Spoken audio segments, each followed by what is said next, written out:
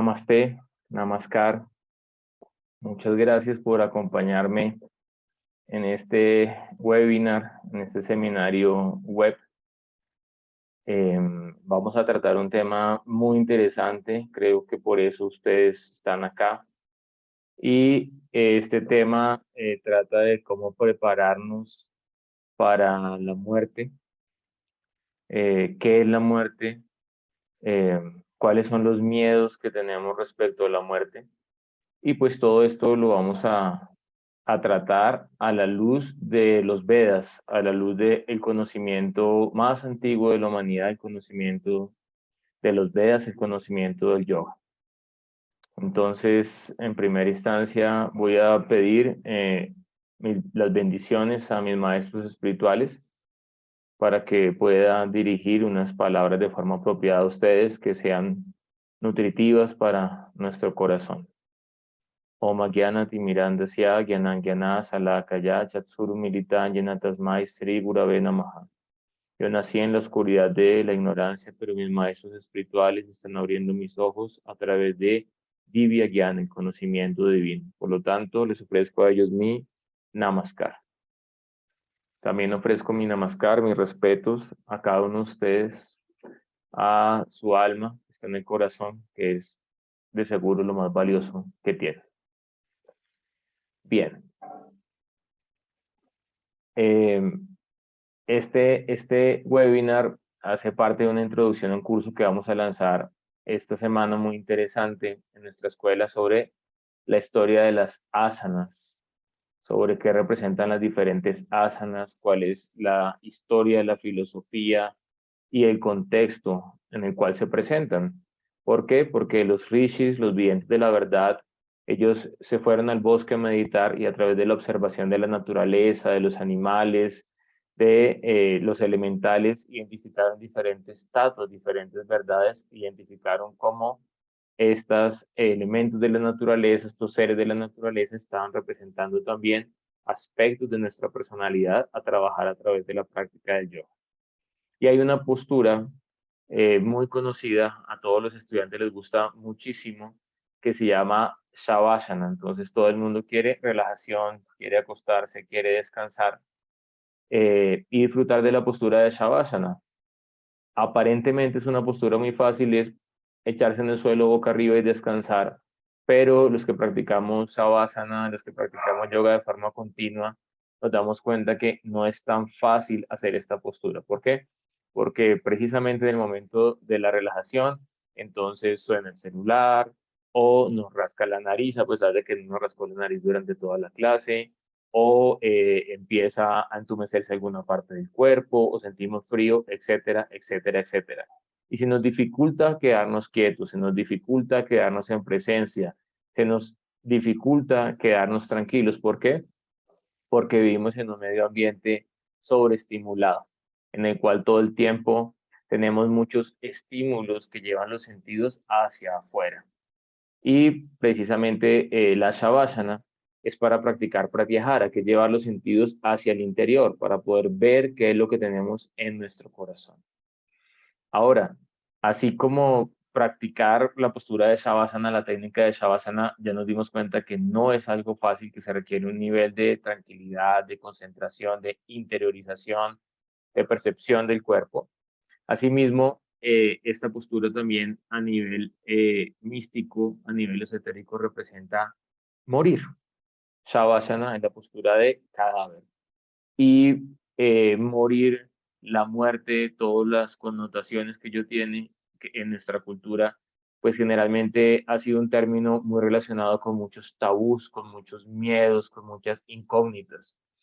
Entonces, de forma consciente o de forma inconsciente, muchas personas tienen miedo a morir y otras tienen miedo a vivir, pero el miedo es el común denominador de todas las diferentes circunstancias en relación a la muerte. Y en la sociedad, en la educación, se nos prepara para muchas cosas en la vida. Muchas personas entonces se preguntan, ¿tendré hijos? ¿No tendré hijos? ¿Me casaré? ¿No me casaré? ¿Viajaré al exterior? ¿Viviré en mi país natal? podré tener dinero, no tendré dinero, etcétera, etcétera, etcétera. Pero realmente todas estas circunstancias son, digámoslo, relativas de acuerdo al Prarabdha Karma, al karma que se está manifestando en este momento, a la Prarabdha Karma, al karma pasado que aún no se ha manifestado. Y pues simplemente algunas personas tendrán hijos, otras no tendremos hijos, unas personas tendrán dinero, otras no tendrán dinero, unas personas lograrán un éxito profesional, otras no lo lograrán, eso es relativo a cada persona, a cada circunstancia, pero por lo que sí tenemos que pasar todos es por tener que abandonar este cuerpo material por la muerte. Esa experiencia ya tenemos el tiquete comprado y por lo tanto, como es algo que realmente nos compete a todos, deberíamos prepararnos para la muerte. Pero vemos como tanto la educación secular como la educación religiosa está rodeada por muchos tabús en relación a la muerte. Y podemos ver entonces cómo hay personas que tienen miedo a morir, pero también hay personas que tienen miedo a vivir. Esta imagen es muy significativa, les voy a exponer un poquito. Esta es una terapia de choque que hacen en Corea del Sur. En Corea del Sur los estándares de trabajo, los estándares académicos, los estándares de vida, los estándares de éxito, la presión social, la presión del gobierno, la presión de las fuerzas militares es muy fuerte sobre la población. Y en Corea del Sur hay muchos suicidios, es uno de los países a nivel internacional que más tasa de suicidios tiene en el mundo. Por lo tanto, allí en Corea del Sur tuvieron que hacer una terapia que le implementaron en los colegios, pero también le implementan con personas adultas que han tenido ideaciones suicidas. Y en esta terapia entonces llegan a un salón, en un centro terapéutico, allí tienen unos ataúd, ellos se visten, el color del duelo cuando hay un muerto en la familia es color blanco con una estola de color amarillo, y antes de entrar al ataúd, al lado hay un asiento con un escritorio, ellos tienen que sentarse a escribir su testamento. Después de eso tienen que hacer una meditación en pedir perdón a todas las personas pues, que de una forma u otra han ofendido a lo largo de su vida. Después de esto, entonces tienen que eh, eh, hacer una carta de despedida y después de eso entran durante 15 minutos al ataúd y se hace todo el simulacro de la muerte, se hace toda esta experiencia para que las personas resignifiquen su vida y vean, digámoslo, si realmente les corresponde morir en ese momento o no nos corresponde quitarnos la vida, porque pues en última instancia sabemos que Dios es el único dador de vida y la única persona que pues va a determinar el momento en el cual tenemos que partir. Entonces vemos que el miedo a la muerte no solamente se limita al miedo a morir, también hay miedo a vivir, porque estamos llenos de identificaciones temporales, estamos llenos de inseguridades, porque muchas veces nos ponemos la vara muy alta, entonces si no logramos el éxito que la sociedad, que las redes, que los amigos, que la familia nos imponen, entonces sentimos frustración, sentimos tristeza y muchas veces optamos por morir. Por otra parte, entonces, como les decía, este miedo se divide, que es el mismo miedo, es avidia, es ignorancia, pero se divide en el miedo a vivir una vida digna, una vida plena, una vida en armonía, pero por otra parte también existe el miedo a morir. Y en ese sentido le agradecemos al maestro COVID. ¿Por qué? Porque la enfermedad tiene que verse como una herramienta muy útil para buscar la sanación, para buscar la conexión con el ser, para buscar la trascendencia. No debemos ver la enfermedad como algo malo, simplemente es algo que, así como ya dijimos que todos hemos comprado el tiquete de partir de este cuerpo material, también nuestros cuerpos van a enfermar. Pero lo que va a cambiar es cómo yo vivo la enfermedad. Yo vivo la enfermedad como un castigo, vivo la enfermedad como un aprendizaje. Eso es lo que yo puedo cambiar en relación a mi karma. Y en ese sentido agradecemos al maestro COVID, porque el COVID ha sido un gran maestro y el COVID nos dejó ver unas vulnerabilidades a nivel individual, a nivel familiar, a nivel colectivo, muy importantes a nivel social. Y podríamos decir que pues hay muchas facetas de lo que nos enseñó este maestro COVID, pero en relación al tema de hoy, al webinar de hoy, una de las principales enseñanzas del COVID y lo que nos pudimos dar cuenta es que las personas tienen mucho miedo a la soledad, tienen mucho miedo a estar desnudos dentro de la casa, en una esquina, sin medios de distracción, porque cuando la gente se distrae y sale de fiesta y sale a pasear y sale al centro comercial y está con sus amigos y se entretiene con la familia, pues es más fácil no verse la naturaleza, no ver la sombra, no ver lo que tenemos que trabajar internamente. Pero por otra parte, cuando estás solo, cuando estás en cuarentena, cuando estás aislado, puedes tener un momento maravilloso para interiorizar de nuevo, pratyahara, que está relacionado con la shavasana, la postura de cadáver, morir para el campo externo y nacer para el campo interno, morir para vivir. Eh, o puede ser una neurosis. Muchas personas también lo vieron como una neurosis, amargaron sus vidas, amargaron la vida de las familias. Ya sabemos que en el momento de la cuarentena por el COVID incrementó la violencia intrafamiliar, incrementaron los abusos dentro de la familia, etcétera, etcétera, etcétera. Por lo tanto, esa fue una de las grandes vulnerabilidades que nos mostró el COVID y la otra fue el miedo a la muerte. El principal problema del COVID es que la gente tiene pánico a morir, ¿sí? Y por esto, este no es un tema muy apetecido para muchas personas. Generalmente cuando uno va a hablar de la muerte dicen, no, no hable de eso, mijito, no, no diga eso, no piense en eso. Pero de nuevo es absurdo no pensar en la muerte, no prepararnos para la muerte, sabiendo que todos tenemos que pasar por ese momento.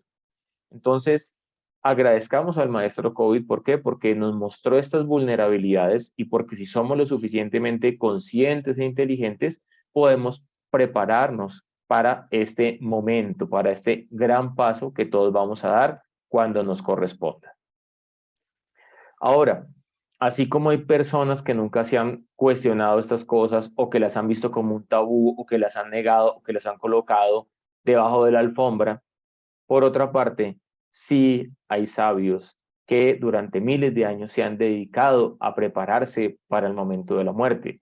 Se han preguntado sobre qué pasa después de morir. Se han preguntado sobre de dónde venimos antes de tomar este cuerpo material.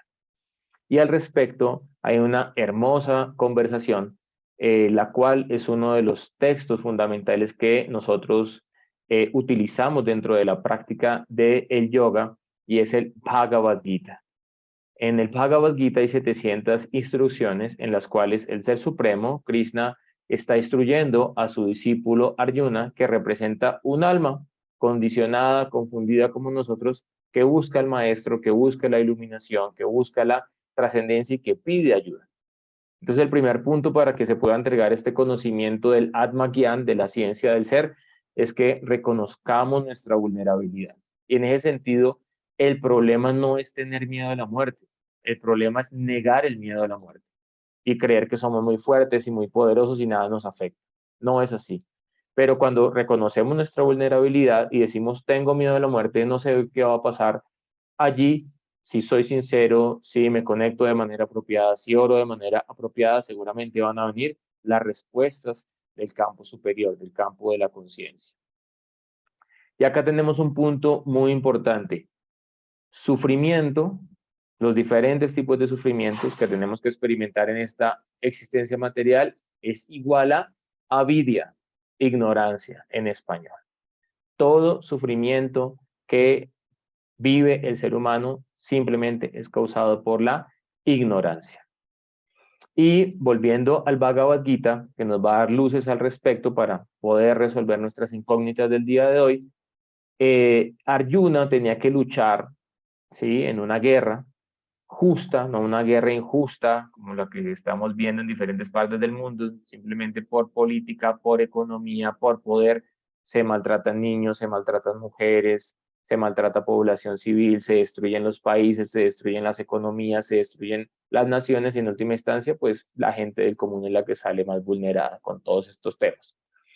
En la antigüedad no era así. En la antigüedad no era un presidente con un botón mandando bombardear desde su búnker a otro país. No, no era así. Los reyes, los rayars y los reyes santos eran kshatriyas, guerreros, y ellos eran los primeros que estaban en el campo de batalla. No estaban escondidos detrás de un búnker. Segundo, habían campos especiales para la guerra, lo que podemos ver en la Edad Media, los campos de Marte. Entonces, allí no estaba la población civil, allí simplemente estaban estaban la población civil resguardados en la ciudad, y en un campo aparte estaban los guerreros que combatían en la guerra. Por lo tanto, no se hacía daño a los niños, a las mujeres, a los ancianos.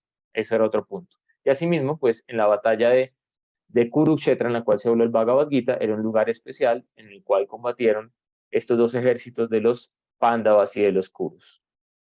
Arjuna pertenecía al bando de los buenos, por así decirlo, y el bando opositor los había intentado matar, había intentado denigrar a su esposa, les habían robado las propiedades, les habrían robado el derecho legítimo al trono, a ser herederos del trono, y en ese momento entonces se declara la guerra. No antes de declarar la guerra, se trató por diferentes medios de evitar la guerra. Por lo tanto, hay un tipo de violencia permitida y hay un tipo de violencia no permitida. Ahimsa se ha traducido incorrectamente como no violencia, pero realmente la violencia es necesaria en el mundo material. Incluso lo sabemos, Jivo Jivasa Jivanan, cada entidad viviente es alimento de otra entidad. Por lo tanto, ahimsa se refiere no violencia innecesaria. Y antes de ir a la guerra, pues hay que intentar conciliar. Pero si las otras personas no quieren conciliar y están pasando por encima de nuestros derechos, pues no queda otra manera de poder resolver el conflicto, sino a través de la guerra. Pero debido a que en el bando opuesto de Arjuna habían maestros de guerra que le habían enseñado a él, habían familiares de él, él no quería participar en la guerra. ¿Por qué? Porque él creía que los iba a matar. Y entonces él estaba confundido respecto a cumplir su deber. Y él demostró esta vulnerabilidad al señor Krishna y le dijo: mi querido señor Krishna, una mezquina flaqueza ha afectado mi corazón, he perdido toda compostura, no voy a pelear. Y en ese momento dejó resbalar su arco, Gandiva, y quedó en el suelo postrado. Y allí, que es donde empieza realmente la obra del Bhagavad Gita, en el capítulo 2 del Bhagavad Gita, el señor Krishna dice: Arjuna, mientras hablas con palabras cultas, te lamentas por lo que no es digno de lamentarte. Aquellos que son sabios no se lamentan ni por los vivos ni por los muertos. Nunca hubo un tiempo en el que yo no existiera, ni tú, ni todos estos otros reyes que están en la guerra. Y en el futuro ninguno de nosotros dejará de existir. Así como en este cuerpo, el alma encarnada pasa continuamente de la niñez a la juventud, luego de la juventud a la vejez, y finalmente de la vejez el alma pasa a otro cuerpo en el momento de la muerte. La persona sensata, quien tiene Atma Gyan, conocimiento del ser, no se confunde. ¿Por qué esta persona no se confunde con el cambio de cuerpo? ¿Por qué? Porque esa persona tiene Atma Gyan, tiene conocimiento del ser. Esto es algo muy importante. Tenemos que identificar qué es eterno y qué es temporal, y cómo me relaciono apropiadamente con lo eterno y cómo me relaciono apropiadamente con lo temporal. Si no, simplemente pues no va a tener un criterio apropiado para desenvolverme en la vida y para trascender utilizando apropiadamente la inteligencia que Dios me ha dado en este nacimiento humano. Ahora, ¿en qué se fundamenta entonces el Atma Gyan, el conocimiento del ser? En entender la permanencia y la impermanencia. En el Bhagavad Gita, entonces se describe este hermoso mantra: Nashato vidyate bhavo, na bhavo vidyate sattaha, ubhayor apidrishto antastu anayos tatua darshibihi. Los Tatuadarsin, las personas que pueden ver la verdad, que son seres iluminados, han concluido que de lo no permanente, el cuerpo material, entonces del cuerpo material no hay permanencia. Y de lo eterno, el alma, no hay cambio. Esto lo han concluido del estudio de la naturaleza de ambos. Tenemos un cuerpo material, no lo podemos negar, pero este cuerpo es temporal y está sujeto al deterioro. Por otra parte, no tenemos alma, somos el alma, Aham Brahmasmi. Somos energía espiritual pura, parte y porción del Creador Supremo. Y cuando yo me sitúo en el plano del ser, me sitúo en el plano del alma, me libero de la ignorancia, que es la causa del sufrimiento y la causa del temor a la muerte. Brahmabhuta prashanad manasochatina kanshati sama sarvesu bhutesu mas bhaktin lavate param. Aquella persona que se sitúa en el plano del Brahman, en el plano del Atman, del ser, se libera del sufrimiento causado por todo tipo de apego o de rechazo al mundo material. Y en esta alma se presta la determinación de servir al Ser Supremo. Más Bhaktin Lavate para. Y allí se abren las puertas de la más hermosa realidad. Para el alma no existe nacimiento ni la muerte. Entonces, ¿cómo nos liberamos del miedo a la muerte? Entendemos que nunca vamos a morir, porque el alma es nitya, el alma es eterna. El alma no empezó en un momento de la historia y el alma no va a terminar en un momento de la historia. Ahora, ahí viene otro miedo. Yo digo, wow, y si no muero, hoy soy eterno. Y si soy eterno, ¿qué voy a seguir haciendo por toda la eternidad? Voy a seguir viendo Netflix, voy a seguir saliendo en vacaciones, pues si no tengo tantos recursos, no sé, al parque del barrio o a Melgar, los que tienen muchos recursos a Miami, Europa, y además de eso, entonces tengo que seguirme casando y tener hijos y trabajar y tengo que mantener y tengo que después ganar una pensión y retirarme y volver a lo mismo. Entonces, eso depende de tu conciencia en el momento de la muerte, que va a ser el último tema de nuestra discusión del día de hoy, de este webinar. Pero la persona que cultiva una relación con el Ser Supremo, con la trascendencia, con la verdad divina, para ella se despliega toda una gama de oportunidades que lo van a llevar a una positiva y progresiva inmortalidad. Y allí va a tener sentido la eternidad del alma.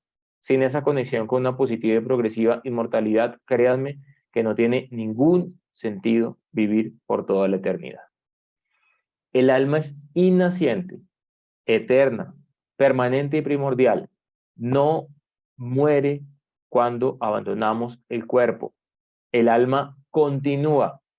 Por lo tanto, el primer punto para liberarnos del temor a la muerte es entender que el alma no muere. Es entender que nadie muere.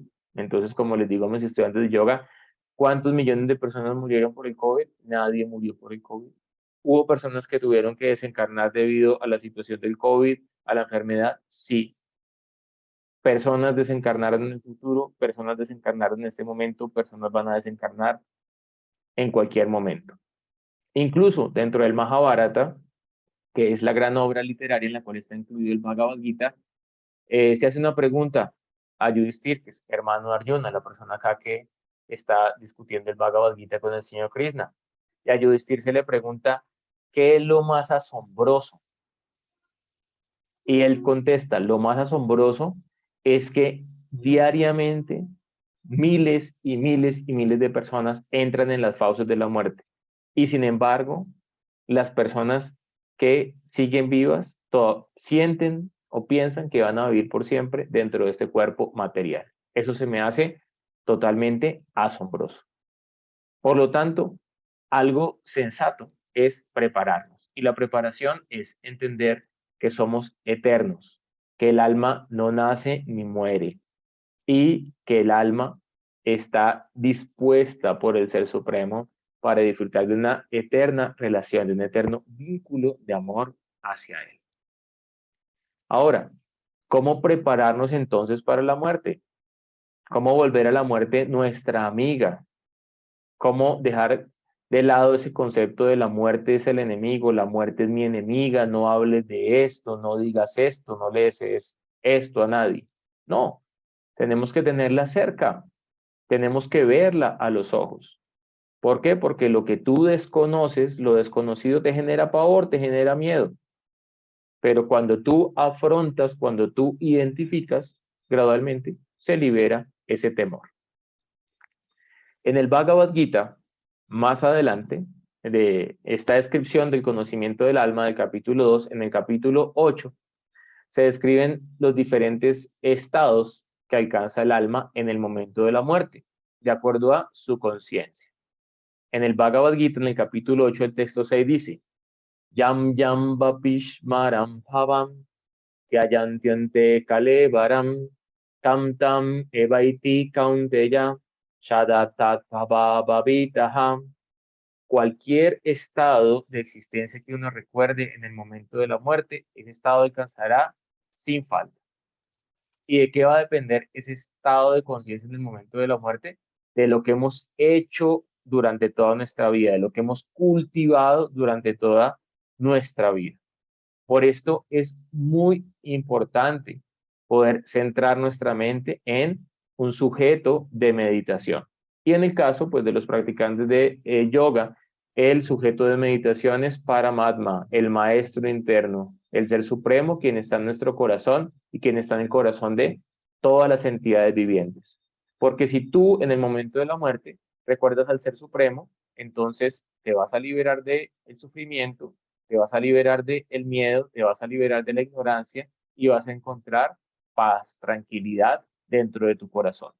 Pero si tú en el momento de la muerte estás meditando en quién se va a quedar con tu casa, en quién se va a quedar con tu esposa, en quién se va a quedar con la cuenta del banco, etcétera, etcétera, etcétera, pues tienes que inexorablemente volver, retornar de nuevo, continuar en el samsara, en la rueda del eterno retorno.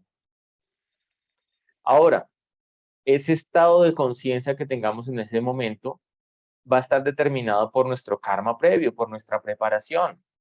Y como el momento de la muerte es difícil, en el yoga, en los textos del yoga, en los textos de Ayurveda, de la medicina de la India, se explica que en ese momento se pierde el smriti, el recuerdo, se confunde la inteligencia, el aire vital se perturba, los elementos se queman todos los datus, los agni, los fuegos del cuerpo queman los datus, hay confusión de los sentidos, hay confusión de la mente. No es un momento fácil. Por lo tanto, tienes que entrenarte muy fuerte. En el mismo Mahabharata se describe que el entrenamiento militar debe ser tan fuerte que la guerra sea un descanso. Asimismo, si tú todos los días te preparas para el momento de la muerte, cuando llegue ese momento, vas a estar tranquilo, vas a encontrar una sonrisa para recibir a la muerte y la muerte no va a ser algo desagradable, va a ser simplemente en el encuentro con el Ser Supremo. Pero si no te preparas, no te garantizo eso en absoluto. En el Bhagavad Gita, entonces en el capítulo 14, el texto 14 y 15 describen los diferentes destinos que adquiere el alma en el momento de morir de acuerdo a su estado de conciencia. Cuando uno muere en el estado de la modalidad de la bondad, de la iluminación, del balance, de la armonía, de la luz, va a los planetas superiores y puros de los grandes sabios. Cuando uno muere en el plano de la pasión, del deseo, de la acción, nace entre aquellos que se dedican a las actividades fruitivas y nacen los planetas intermedios como este planeta. Y cuando uno muere en la modalidad de la ignorancia, nace en el reino animal, en planetas inferiores, en especies inferiores de vida. Esto es algo muy importante. ¿Por qué? Porque hay personas que dicen, no, yo nunca voy a perder mi cuerpo humano. Pero pues piénsalo, si el Ser Supremo te da una máquina tan evolucionada para lograr la autorrealización y tú la desperdicias en actividades en la ignorancia, ¿por qué él tiene que garantizarte una forma humana de vida para la próxima vida? Por lo tanto, tenemos que valorar nuestra forma humana y utilizarla adecuadamente en las actividades que están prescritas para el ser humano. Y la principal actividad, dice el Vedanta Sutra, es Atato Brahma Ginyasa. Ahora que tienes esta forma de vida humana, aprovéchala para inquirir respecto a la verdad absoluta, porque en el cuerpo de árbol o en el cuerpo de perro no lo vas a poder hacer. Por otra parte, algo importante que quiero aclarar es que se ha vendido dentro de la tradición judeocristiana y se ha vendido en todo el sentido de la palabra, ya les voy a explicar, la teoría del infierno eterno y del cielo eterno, pero realmente cielo material e infierno material son simplemente estados de conciencia y lugares por los cuales el alma transita en su proceso de aprendizaje en esta experiencia de vida. ¿Por qué les digo vendido? Porque en la Edad Media el Vaticano, la Iglesia, empezó a vender indulgencias y homilías. ¿Con qué objetivo? Con el objetivo de monetizar y llegar a ser lo que son en este momento el Vaticano es el estado más pequeño y más rico del mundo en relación a la cantidad de habitantes y en relación a la proporción del estado. ¿Eso cómo lo lograron? Pues de muchas formas, y una de esas fue la venta de indulgencias y de homilías. Entonces, a las personas corruptas que tenían dinero, comerciantes, mercaderes, guerreros, reyes, aristócratas, les decían, tú has sido muy pecaminoso. Entonces, si tú me das 100 monedas de oro, vas a el purgatorio. Pero si tú me das 200 monedas del oro, entonces tienes amnistía y ya no tienes que ir ni al purgatorio ni al infierno. Pero si tú no me pagas este dinero, vas a ir al infierno eterno. ¿Por qué? Porque tú te has portado mal, has utilizado incorrectamente tu libre albedrío. Y debido a esto, en la concepción judeocristiana se planteó la idea del cielo eterno y el infierno eterno en el plano material. Pero por encima de esta relatividad de los mundos materiales, sí hay un cielo eterno, pero ese cielo eterno es el campo espiritual, el campo antimaterial, y es un campo hecho de la chit shakti, de la conciencia espiritual pura. Ahora, para llegar a ese campo, de nuevo tienes que prepararte y tienes que merecerlo. No es que yo he participado hace 15 días, se falleció la mamá de mi hermano mayor y entonces el sacerdote dice, bueno, la señora está descansando en la paz de Dios, está en el cielo y murió en la fe y entonces ya fue al cielo. Pero para la cultura védica no es así. Incluso dentro de la tradición judeocristiana, el mismo Jesucristo dijo, no solo el que diga Señor, Señor será salvo, es el que ejemplifique quién es Cristo en su corazón, el que va a poder salvarse en el momento de la muerte, el que va a poder ser redimido en ese momento.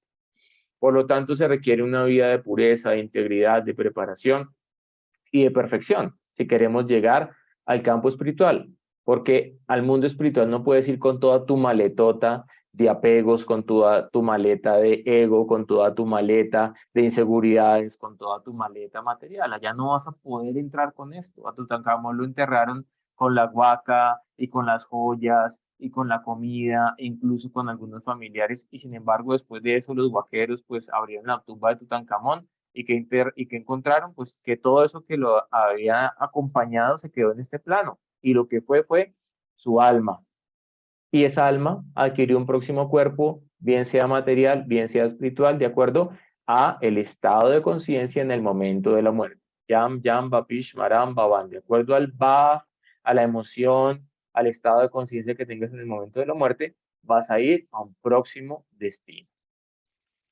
Esto es algo simplificado para poder cerrar mi intervención y para poder dar un espacio para que ustedes hagan preguntas. Vamos a tener unos 20 minutos de preguntas y respuestas para que puedan aprovechar y para que podamos aprender mutuamente, interactuar, pero les voy a dar un resumen de lo que puede pasar, porque hay gente que dice que nadie ha ido, nadie ha vuelto. No, realmente sí, están los Vedas, están los Puranas, están los textos sagrados, hay sabios que tienen Trikala Gyan, pueden ver el pasado, pueden ver el futuro, pueden ver el presente. Sí hay personas que tienen experiencia directa de lo que pasa después de morir.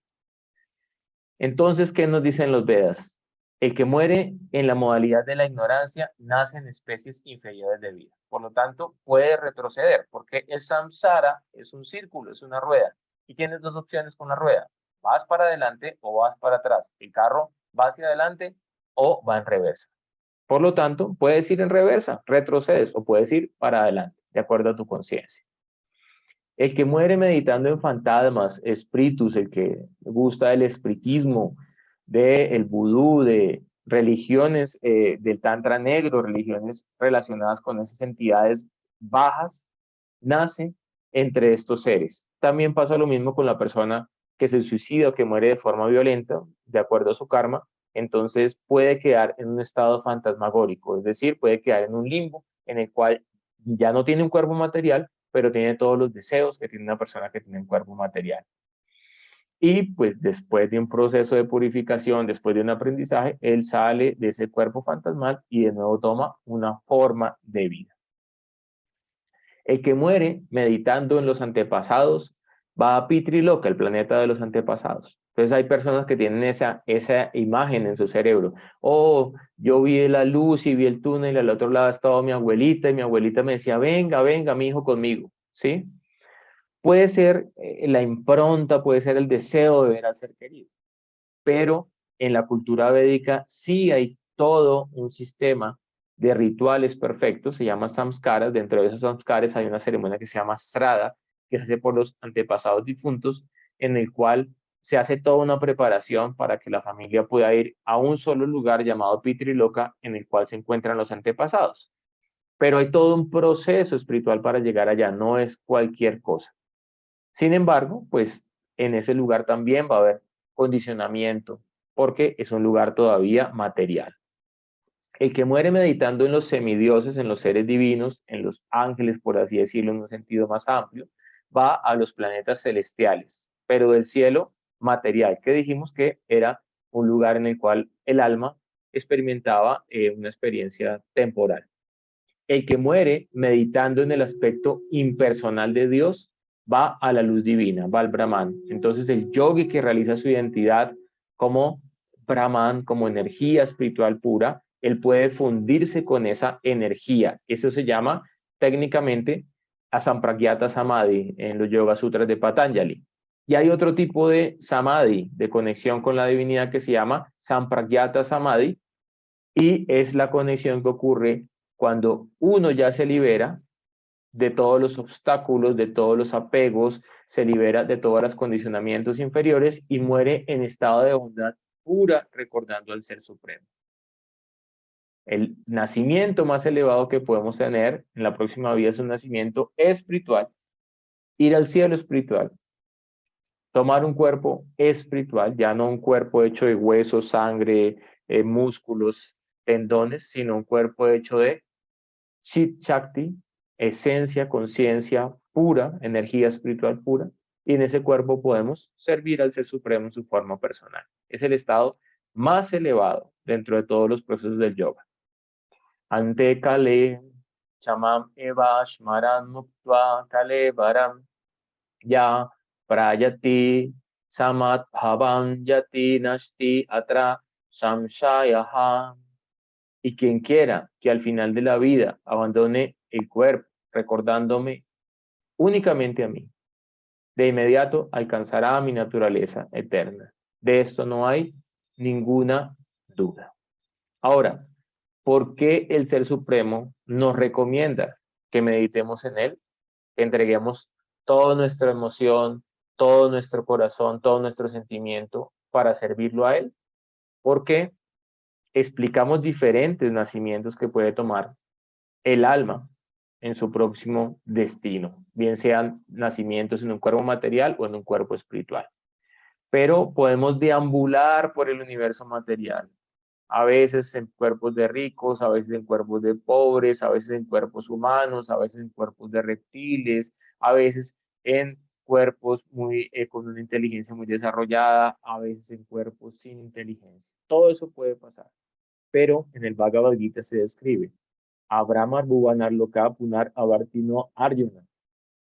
Desde el planeta más elevado, Swarga, los planetas del cielo material, hasta el planeta más bajo, Patala, el infierno, todos son lugares en los cuales sigue existiendo el nacimiento y la muerte de forma repetidas. Pero aquel que llega a mi morada eterna, para vio en el campo espiritual, el campo antimaterial, nunca tiene que volver a nacer en una forma material. Por lo tanto, la inteligencia de primer tipo no es cambiar de la cárcel hecha de alambre de púas a la cárcel hecha de oro. No, eso es una inteligencia de tercer nivel. Aunque todos queremos mejorar nuestra condición material, pero no necesariamente esto nos va a llevar a liberarnos de la esclavitud material. Mientras que el desarrollar un vínculo, una relación, un BAF, un sentimiento del Ser Supremo, y que ese vínculo sea cada vez más profundo y más consistente, nos puede permitir no cambiar de cuarto, no cambiar de cárcel, no cambiar de reloj, no cambiar de cuenta de ahorros, no cambiar de esposa, de esposo. No, nos va a permitir cambiar hacia el lugar en el cual todos los seres van a ser seres iluminados, conscientes, bienaventurados, y en el cual tú puedes personalmente disfrutar de una relación eterna con la suprema personalidad de Dios. Y así, si tú enfocas tu vida a desarrollar esta relación con Dios, si tú desarrollas prem, amor puro por Dios, si tú entregas tu corazón a Él, en el momento de la muerte solamente te va a esperar amor y bienaventuranza espiritual.